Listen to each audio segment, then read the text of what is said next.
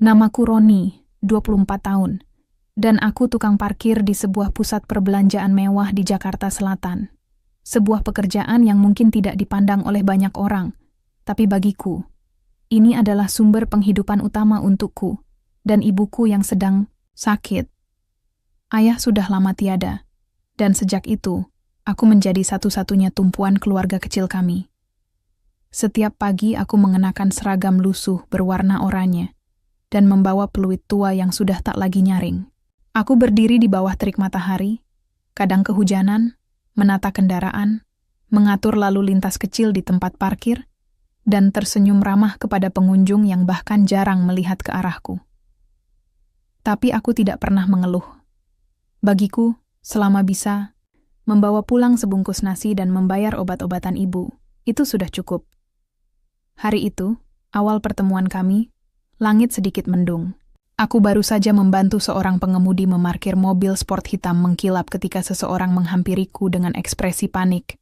"Mas, maaf banget, tiket parkirku hilang," katanya cepat. Wajahnya cantik, bersih dan rambutnya kecoklatan. Pakaiannya sederhana tapi terlihat mahal. Aku bisa menebak dia bukan orang biasa. "Oh iya, tenang mbak. Biasanya tinggal lapor ke customer service, nanti mereka bantuin," jawabku sambil tersenyum. Dia tampak canggung. "Masnya bisa bantu temenin aku? Aku takut dibilang ngarang atau malah dimarahi." Aku mengangguk. "Ayo, saya anterin." Dan disitulah awal dari segalanya. Namanya Celine. Usianya 22 tahun. Awalnya aku pikir dia hanya pengunjung biasa. Tapi beberapa hari setelah itu, aku baru tahu siapa dia sebenarnya. Putri dari Tuan William, pemilik pusat perbelanjaan tempat aku bekerja. Hari-hari berikutnya, aku mulai sering melihat Celine datang. Tidak selalu membawa mobil mewah seperti biasanya. Kadang ia berjalan kaki dari ujung jalan, membawa 2 kotak bekal dan senyum cerah. "Mas Roni, makan dulu," katanya suatu hari, menyerahkan bekal dengan malu-malu. Aku sempat menolak, sungkan. Tapi Celine meyakinkanku. Aku masak sendiri, dan aku cuma pengen berterima kasih. Sejak saat itu kami mulai dekat. Ia sering duduk di pinggir pos parkirku, mendengarkan ceritaku tentang hidup, tentang ibu, dan tentang cita-citaku, yang entah mengapa selalu terasa konyol saat aku ucapkan, tapi Celine justru mendengarkannya seolah itu hal paling berharga di dunia. "Warung kopi kecil ya," katanya suatu sore. Aku suka itu, sederhana tapi hangat. Aku hanya bisa tertawa kecil. "Cuma mimpi, Mbak. Kalau kamu terus bilang itu cuma mimpi, ya nggak akan jadi kenyataan, Mas." Lama-lama aku lupa bahwa kami berasal dari 2 dunia yang berbeda. Di mataku, Celine bukan lagi anak pemilik mall. Dia adalah teman, bahkan lebih dari itu, yang mampu membuat hari-hariku yang berat terasa lebih ringan. Kehadirannya seperti matahari pagi, menyapa tanpa suara, tapi menghangatkan. Tapi bukan berarti aku tidak sadar. Ketika mobil-mobil mewah lewat dan sopir-sopir berpakaian necis membukakan pintu untuk putra-putri konglomerat, aku tahu betul, aku bukan bagian dari dunia mereka. Namun bersama Celine, dunia itu terasa tak penting. Kami berbagi tawa di bangku kayu tua, makan nasi bungkus sambil mendengar deru kendaraan, dan saling berbagi cerita seakan waktu bisa berhenti. Ibu pernah menatapku dengan senyum samar saat aku bercerita tentang Celine. "Hati-hati, nak. Mereka dan dunia kita beda."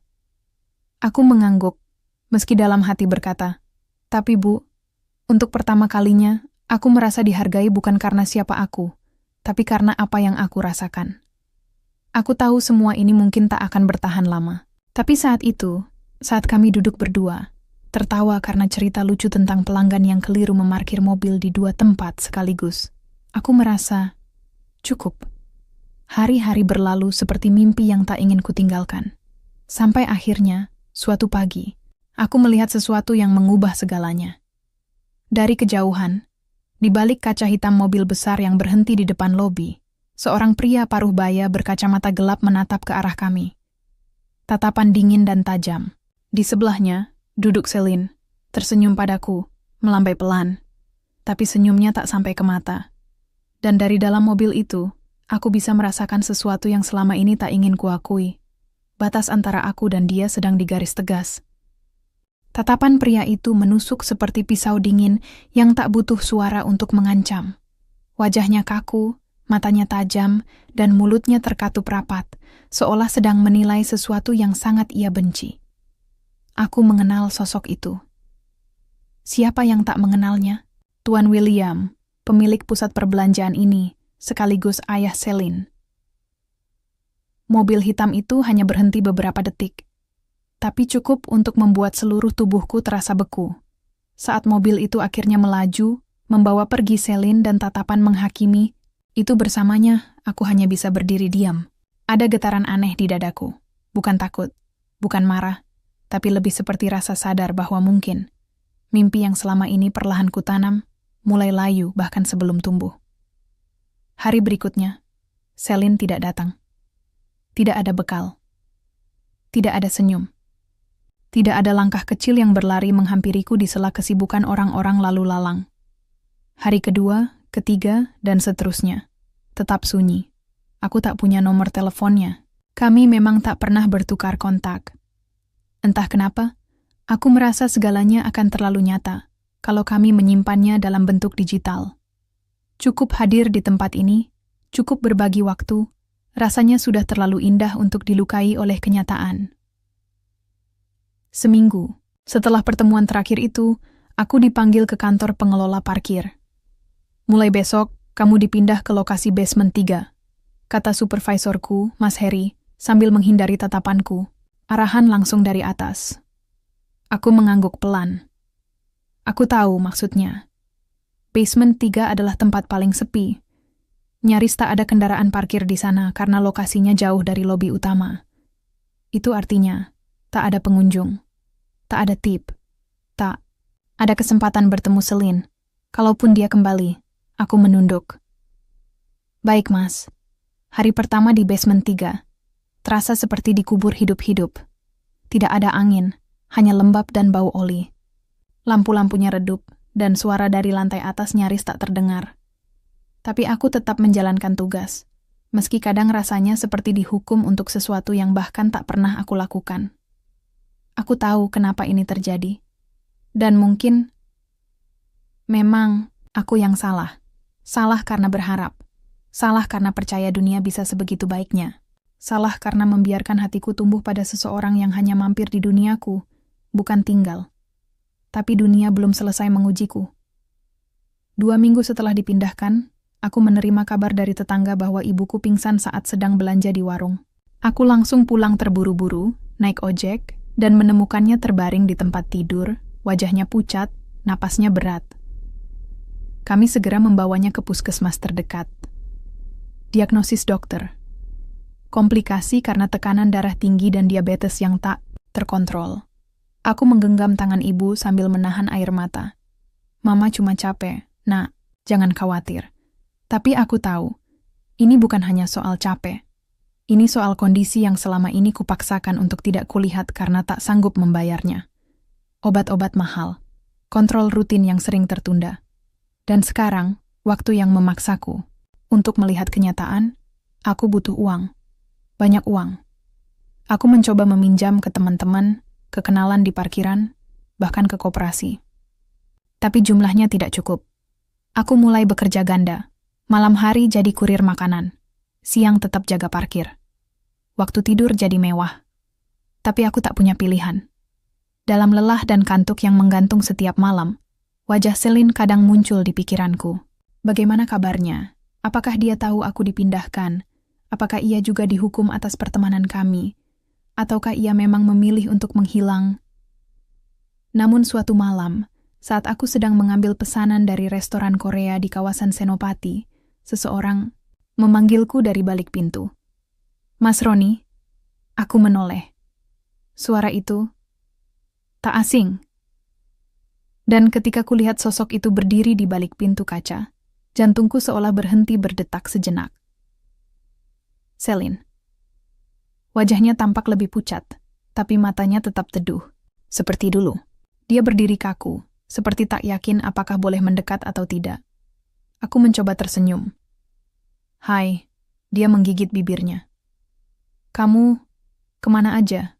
Kenapa nggak bilang? Aku menunduk. Kamu nggak seharusnya lihat aku seperti ini. Dia melangkah, mendekat. Aku cari kamu. Aku tanya ke tempat parkir. Tapi katanya kamu udah nggak di sana. Aku ke basement pun nggak ketemu. Aku kira kamu marah. Aku menarik napas panjang. Bukan marah, Celine. Aku cuman nggak ingin kamu ikut susah. Kamu punya dunia yang jauh lebih besar dari aku. Dia menggeleng, air matanya mulai menggenang. Aku nggak peduli soal dunia. Aku cuma peduli soal kamu. Kenapa kamu nggak biarin aku bantu? Aku ingin berkata sesuatu, tapi lidahku keluh. Saat itu, aku tahu perasaan kami nyata, tapi kenyataan yang kami hadapi lebih nyata lagi. Dan yang paling menyakitkan dari semua ini adalah, aku mulai berpikir, mungkin mencintai Celine artinya harus siap kehilangan dia, tapi Celine menolak menyerah. Malam itu, di depan restoran kecil dengan lampu kuning yang temaram, ia menggenggam tanganku dengan gemetar. Kalau memang kamu harus kehilangan semuanya, biar aku yang tetap tinggal, katanya lirih. Aku hanya bisa menatap matanya. Mata yang dulu kulihat penuh tawa, kini dipenuhi keteguhan. Tapi justru keteguhan itulah yang membuatku takut. Karena aku tahu, semakin lama dia tinggal, semakin besar risikonya untuk terluka. Dan aku tidak mau jadi alasan seseorang seperti Celine merasa patah, karena dunia yang tak adil ini. Sejak pertemuan itu, Celine mulai sering muncul lagi. Bukan di tempat parkir, bukan di restoran, tapi di jalan-jalan tempat aku mengantar pesanan. Kadang ia muncul tiba-tiba dengan sepeda motor, membawa jaket tambahan untukku, atau sekadar menunggu di pinggir jalan dengan roti hangat. Kalau kamu nggak bisa berhenti kerja dobel, setidaknya aku bisa nemenin, katanya. Aku bukan butuh teman, Celine. Aku butuh keluar dari semua ini. Celine mengangguk pelan.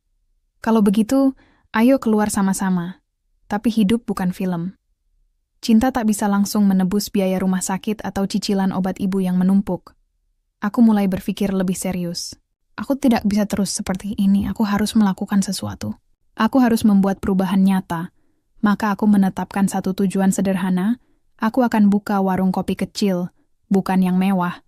Cukup kios mungil dengan 2 meja, 3 bangku kayu, dan 1 mesin kopi bekas. Aku pernah melihat tempat murah di pojokan gang dekat stasiun, lalu lintasnya padat, banyak karyawan lewat setiap pagi dan malam. Lokasinya strategis, untuk itu aku butuh modal. Tidak banyak, sekitar 15 juta. Tapi bagi tukang parkir dan kurir makanan sepertiku, jumlah itu seperti gunung yang harus didaki tanpa tali. Aku mulai menabung dengan lebih ketat, tidak jajan, tidak istirahat. Bahkan sering tak makan malam, hanya demi menyisihkan 20.000 lebih. Aku juga mulai belajar dari internet, tentang cara menyeduh kopi, tentang varian minuman, tentang strategi jualan. Aku catat semuanya di buku lusuh yang kubawa kemana-mana. Celine tahu soal ini. Kalau kamu izinkan, aku bisa bantu modal, katanya. Aku menolak halus. Kalau nanti berhasil, aku pengen itu hasil jerih payah sendiri. Aku nggak mau dunia nyangka aku nebeng kamu. Celine diam. Tapi ia tetap mendukungku diam-diam. Ia pernah membawakan karton bekas untuk rencana kios, menawarkan kenalan desainer logo, bahkan iseng membuatkan daftar nama warung. Tapi satu hal yang tak pernah ia lakukan, memaksa. Namun takdir seperti tak suka aku mulai bermimpi. Ibu kembali masuk rumah sakit. Kali ini kondisinya kritis. Kata dokter, ginjalnya mulai melemah dan harus segera mendapat perawatan intensif. Biaya yang semula terkumpul untuk warung kopi habis seketika. Aku menjual handphone, sepeda motor, bahkan jam tangan peninggalan ayah. Tapi tetap tidak cukup. Celine tahu soal ini, tentu saja. Ia kembali menawarkan bantuan, lebih serius dari sebelumnya. Ambil ini, Roni, katanya sambil menyodorkan amplop berisi uang tunai. Aku menatap amplop itu seperti menatap dosa. Jangan, Celine. Aku mohon. Aku tahu kamu tulus. Tapi aku tidak bisa. Kenapa? Suaranya bergetar. Karena kamu takut merasa berhutang padaku. Atau karena kamu takut ayahku tahu? Aku menatapnya, nyaris menangis. Karena aku takut kehilangan harga diriku, Selin. Karena kalau suatu hari kamu pergi, aku ingin tahu bahwa aku bertahan bukan karena kamu yang menyelamatkanku, tapi karena aku sendiri berjuang. Ia menghapus air matanya dengan kasar. Kalau kamu terus begini, satu-satunya yang akan hilang adalah aku. Aku diam. Kata-kata itu seperti cambuk. Tapi bahkan setelah ia pergi malam itu, dengan langkah cepat dan pundak berguncang menahan, tangis, aku tetap tak bisa mengambil keputusan yang lain. Karena hidupku saat itu hanya menyisakan satu jalan. Aku harus pergi. Seorang teman kurir menghubungiku dan menawarkan pekerjaan buruh gudang di luar kota. Gajinya memang tak seberapa, tapi disediakan mes dan makan. Artinya aku bisa mengirim hampir seluruh penghasilan untuk ibu. Tak ada waktu untuk berpikir panjang. Aku hanya menulis satu surat kecil, lipat dengan hati-hati, dan menyelipkannya di bangku tempat kami biasa duduk di pos parkir. Maaf aku pergi tanpa pamit. Tapi percayalah, ini bukan karena aku menyerah. Ini justru karena aku ingin kamu tak perlu ikut berjuang dalam luka. Terima kasih untuk semua yang tak bisa kubalas. Jaga dirimu baik-baik, Selin. Roni. Aku naik bus malam ke kota kecil di Jawa Tengah, dengan satu tas punggung dan sepasang sepatu yang sudah aus. Di jendela bus yang berembun, aku melihat pantulan wajah sendiri, dan untuk pertama kalinya, aku menangis. Bukan karena kalah, bukan karena menyerah, tapi karena aku benar-benar pergi dari satu-satunya hal yang membuat hidupku terasa berarti. Selin.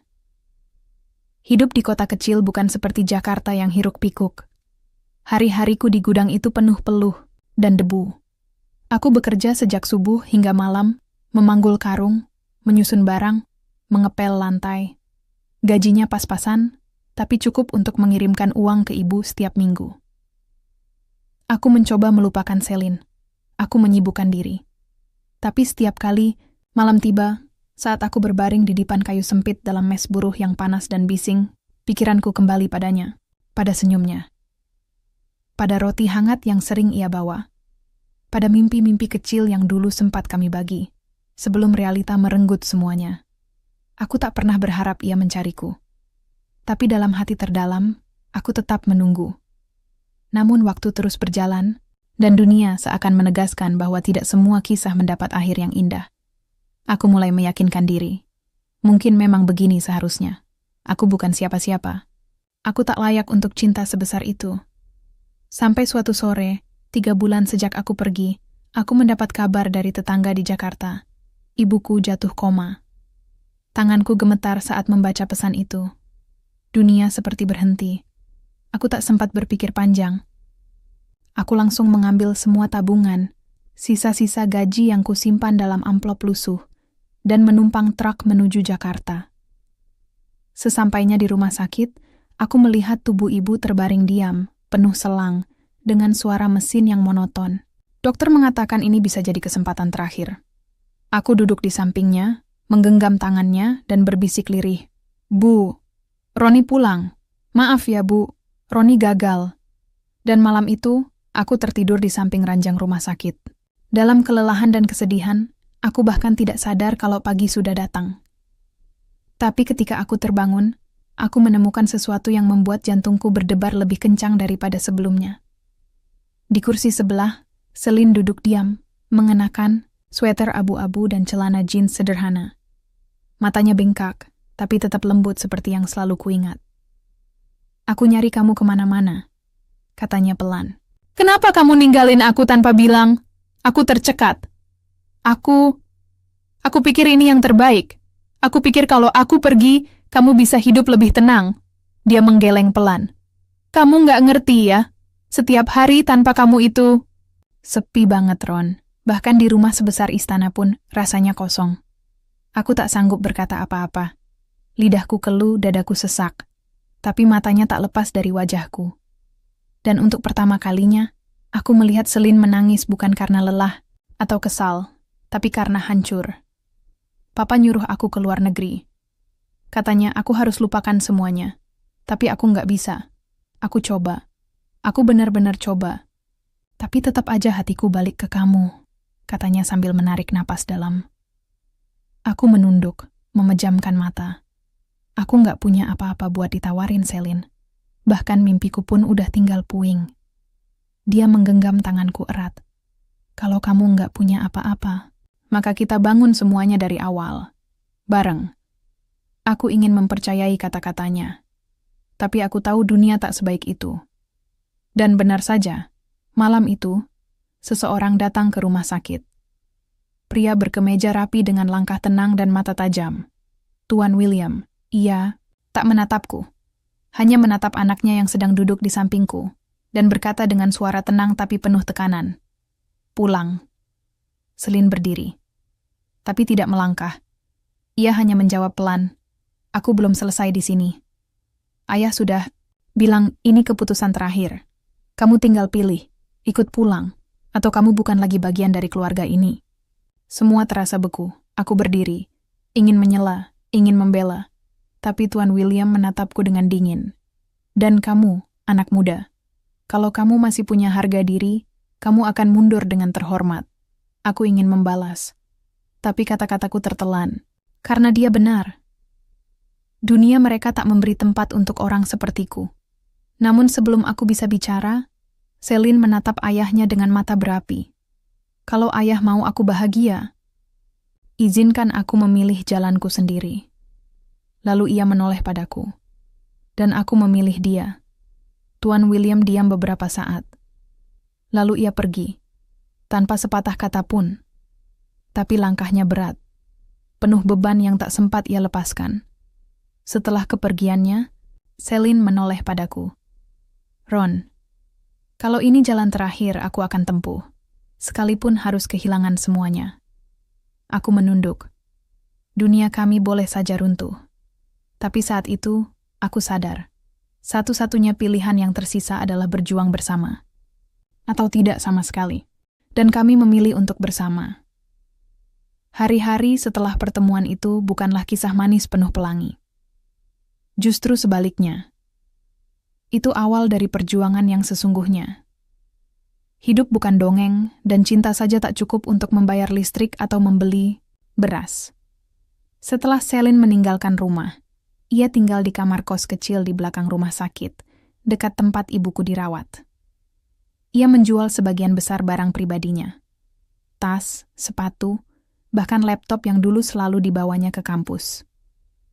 Ia tak mengeluh. Ia hanya bilang, aku lebih lega tanpa beban itu semua. Sementara itu, aku kembali bekerja.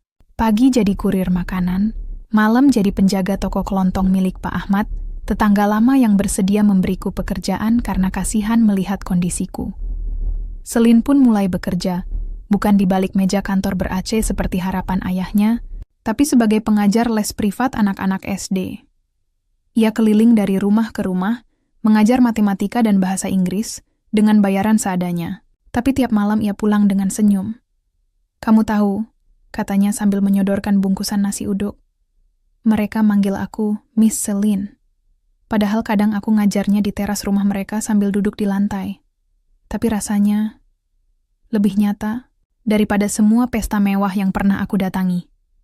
Kami tak punya apa-apa, tapi punya satu sama lain. Dan entah bagaimana, itu terasa cukup.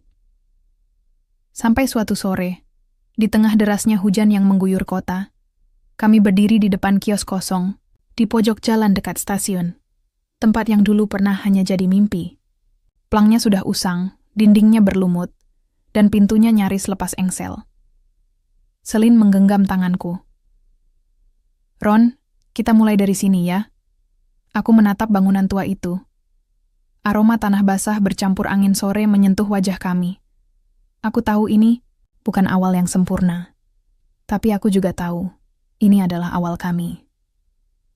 Dengan sisa tabungan dan sedikit bantuan dari Pak Ahmad, yang meminjamkan uang tanpa bunga, kami menyewa kios itu. Kami bersihkan bersama, mengecat ulang dindingnya, memperbaiki meja bekas yang kami temukan di pasar loak, bahkan membuat papan nama sendiri dari triplex. Selinlah yang memberi nama Kopi Satu Senja. Karena semua ini berawal dari satu sore yang nggak biasa, katanya sambil tersenyum. Kami hanya punya 2 menu, kopi hitam dan kopi susu, plus roti bakar dengan 3 varian rasa. Tapi, entah bagaimana, pelanggan mulai datang.